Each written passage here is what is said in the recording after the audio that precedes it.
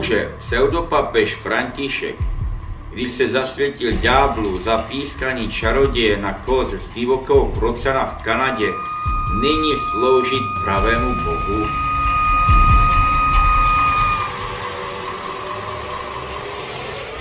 Bergoglio si symbolicky položil ruku na srdce na znak zasvěcení se satanu.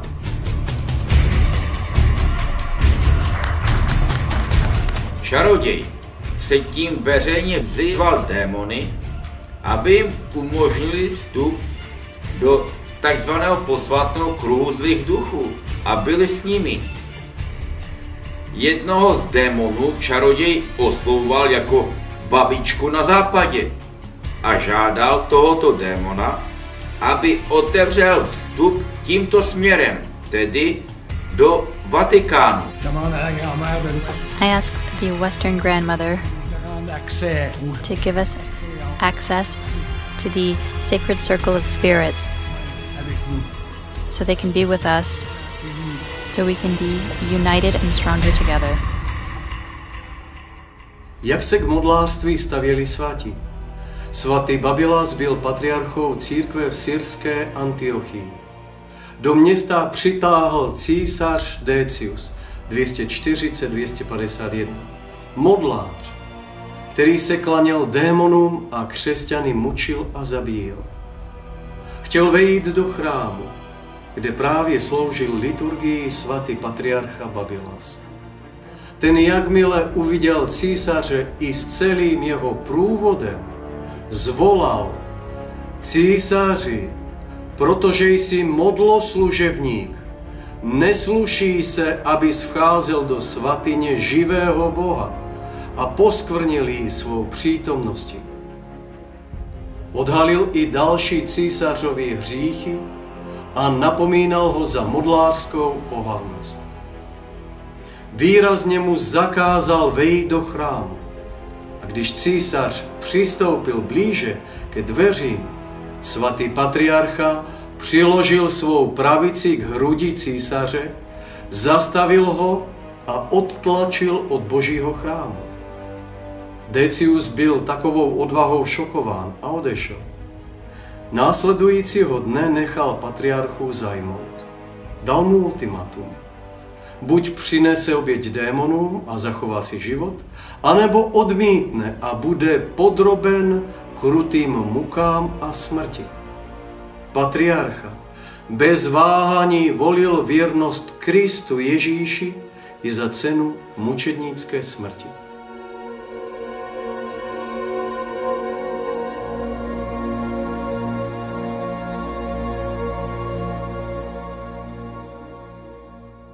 Bergoglio se provokativním způsobem zřekl Krista. Jak může nyní přinášet ve mši svaté Kristovu krev Bohu na odpuštění hříchů? Navíc se Krista zřekl nejedenkrát. Veřejným způsobem se ho zřekl i v roce 2019. Ve vatikánských zahradách se zúčastnil rituálu čarodějnic a čarodějů z Amazonie.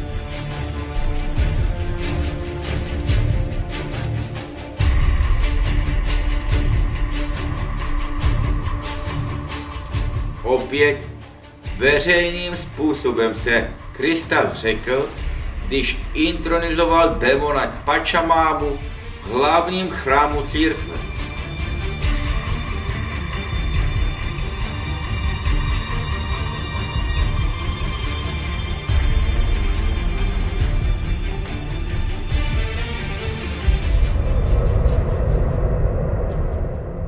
Je to nejhrubší výsměch milionů mučedníků, kteří raději podstoupili nejkrutější muka, než by učinili sebemenší gesto úcty k pohanským démonům.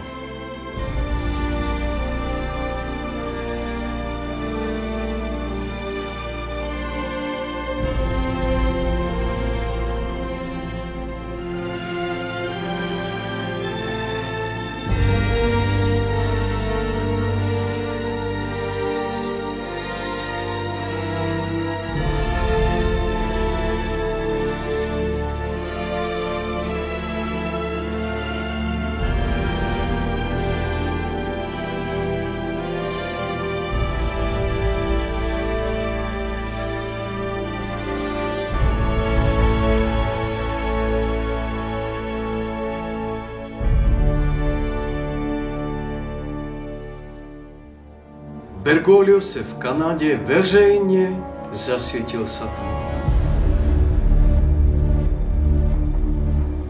Jak se může nazývat nástupcem apoštola Petra? Petr zapřel Krista jen ze strachu a pak v pokání hořce plakal.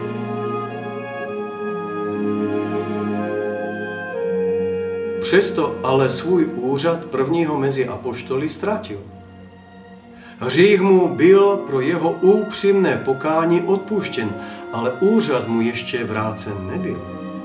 Petr musel nejprve veřejně, a to rovněž 3krát, nejen vyznat svou víru, ale i svou lásku ke Kristu, tedy ochotu za něho zemřít. Bylo to u Genezareckého jezera, kde byli apoštolé svědky jeho vyznání i navrácení mu úřadu.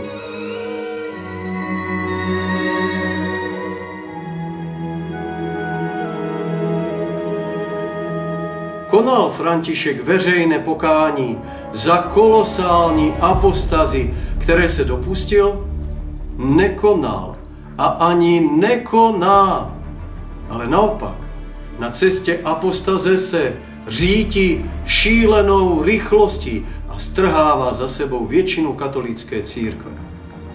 Tuto cestu do záhuby maskuje sugestivními náboženskými frázemi o lásce, o milosrdenství, o poslušnosti, o naslouchání, o doprovázení.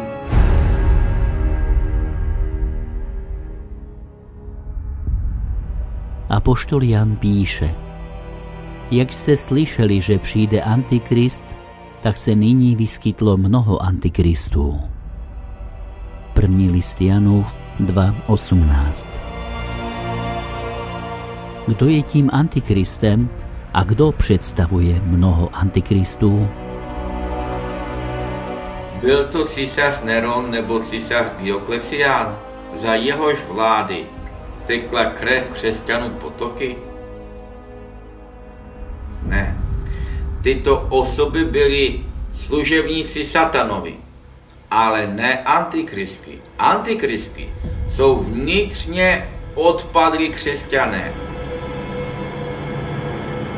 Kněží, teologové, biskupové, kardinálové, kteří vystupují jako služebníci Kristovi, jsou dále zevnější církevní struktuře, ale od tajemného těla Kristova se už odloučili.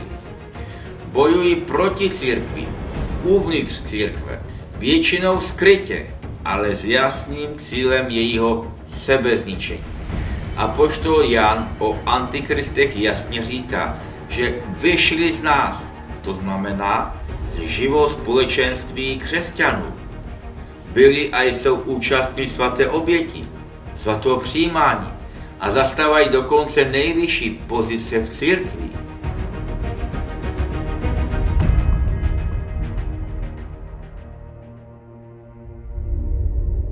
Vyšli z nás, ale nebyli z nás, říká apoštol a zdůrazňuje. Kdyby byli z nás, a hned podává argument, byli by s námi zůstali. A dodává, ale nezůstali s námi. Proč? Aby vyšlo najevo, že nepatří všichni k nám, kdo jsou s námi. První list Janův 2:19. Zde jasně vidíme, kdo jsou antikristi. Například biskupové a kněží z Belgie či Německa, kteří prosazují sodomii a dokonce sňatky sodomitu i queer páru, jsou antikristi. Homosíť v církvi jsou antikristi. Teologové a profesoři, kteří zpochybňují božství Kristovo, jsou antikristi. Stoupenci synodální cesty, kteří ruší boží přikázání a zavádějí antizákony, jsou antikristi. Kdo stojí v jejich čele, je antikrist. Antikrist vystupuje ve jménu Krista, ale postavil se proti němu i jeho evangeliu a přikázání. Do takového vešel Satan, podobně jako do Jídáše. On je ten člověk nepravosti, kterého Pán Ježíš zabije dechem svých úst. 2. list Solunčanům 2:8. V 5. století uchvátil úřad patriarchy v Jeruzalémě heretik jménem Theodosius. Pronásledoval pravověrné biskupy, zbavoval je úřadu, dokonce biskupa Severiana a mnoho pravověrných křesťanů nechal zabít. On byl jednou z těch ohavností na místě svatém. Odvážně proti lži patriarchovi vystoupil Jahén Atanáš. Zvolal na něj: Teodosie, přestaň svádět boj proti Kristu a jeho stádu. Jsi jako lotr, co vyhání ovce z božského ovčince. Teodosiovi zbrojnoši se hned Atanáše chopili, vytáhli ho z chrámu, podrobili mukám a zabili.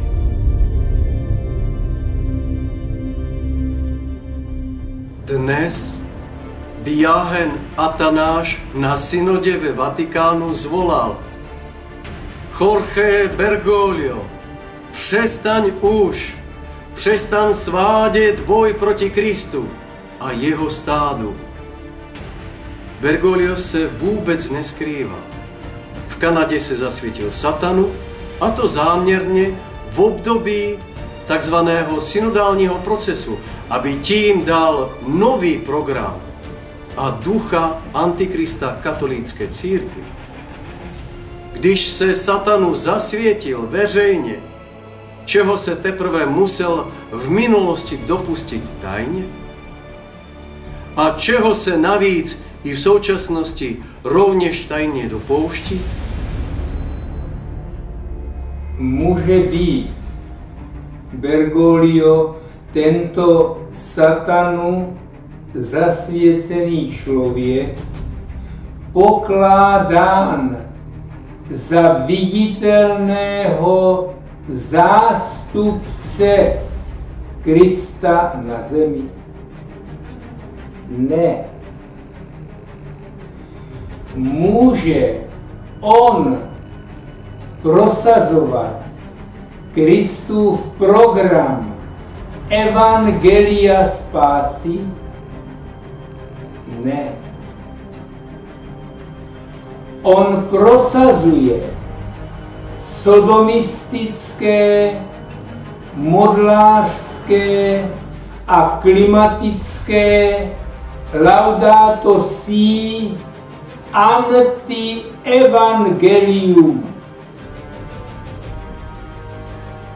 Tím stahuje prokletí dle Galatianům 1:8 na celou církev a na celý svět.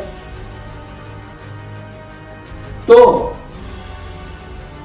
že to nechtějí vidět nástupci apoštolů, biskupové, kněží a Bohu zasvěcené osoby, je znakem abnormální duchovní slepoty,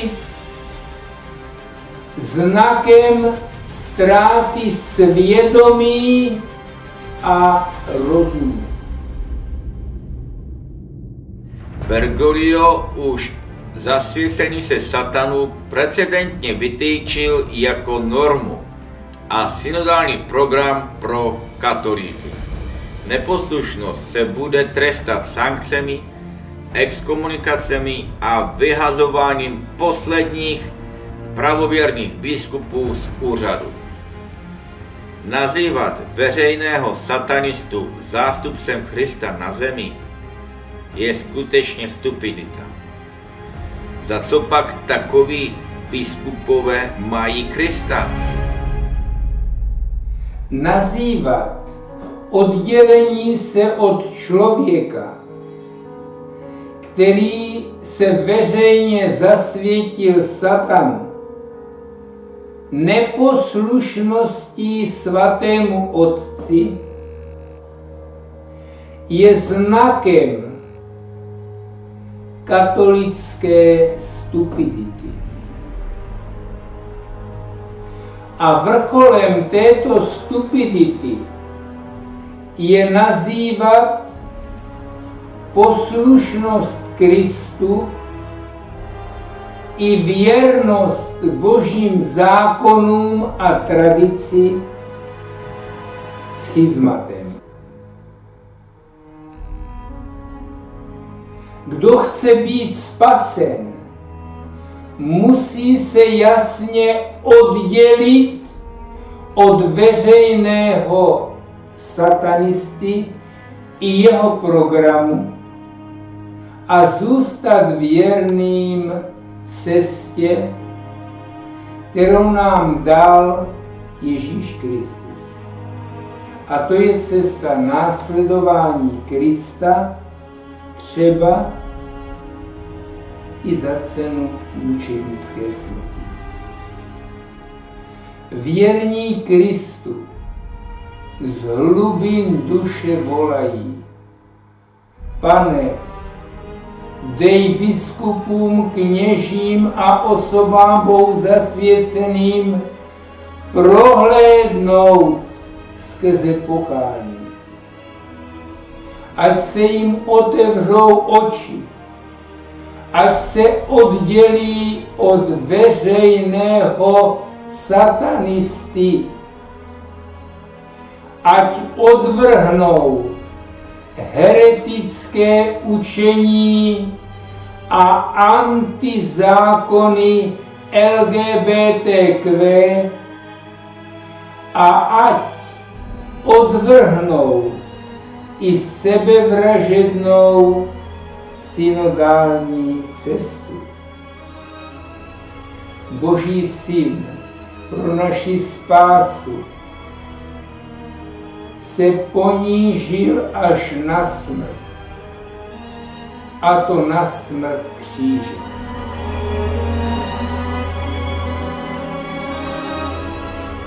A vytrhl nás tím z otroctví hříchu a satana. Nenechme se falešnou autoritou lži papeže zatáhnout do temného pohanství a satanova otroctví.